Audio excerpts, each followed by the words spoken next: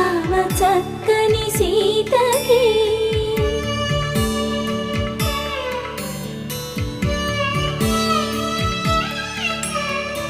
ఎర్ర జాబిలి చేయి రాముడేడని అడుగుతుంటే